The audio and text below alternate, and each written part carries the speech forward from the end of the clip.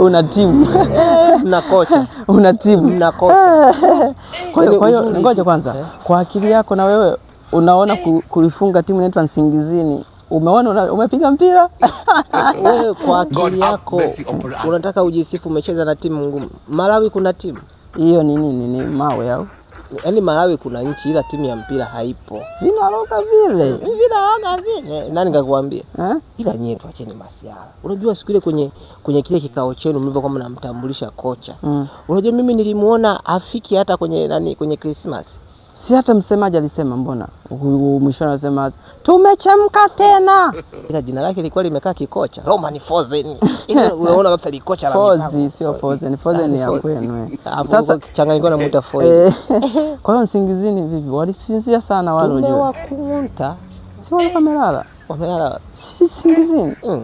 Afunye masuala ya kutuiga muache. Tumewaiga nini? Mmetoka kwenye nyuma mwiko, mnaanza kuja kwenye nguvu moja. Inawahusu nini? Hatujasema nguvu moja. Sisi tumesema tunaunganisha nguvu ya Watanzania wote na wananchi tuwe kitu kimoja.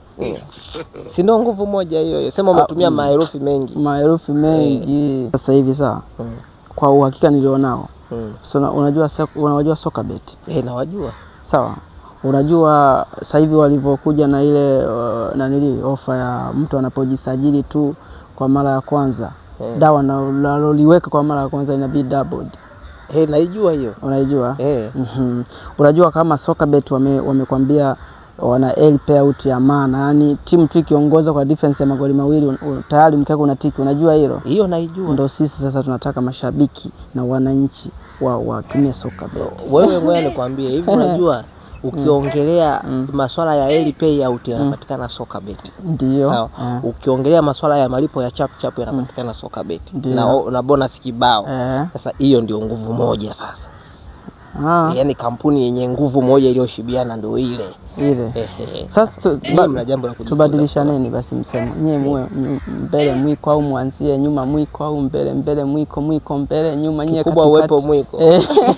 Sasa fanyeni kitu kimoja. Fanyeni kitu kimoja. Semeni muitoe. Unajua ule msemo umesha expire. Muubadilisha tu kidogo unakuwa mpya. Muuseme hivi mbele na nyuma ukiweka mwiko katikati unakuwa mbele na nyuma mwiko. Inanoga. Foze. Kwa sasa hivi mnamleta nani? Kama foili mmemfukuza mnamleta nani? Mkunda. Mkunda? Wewe.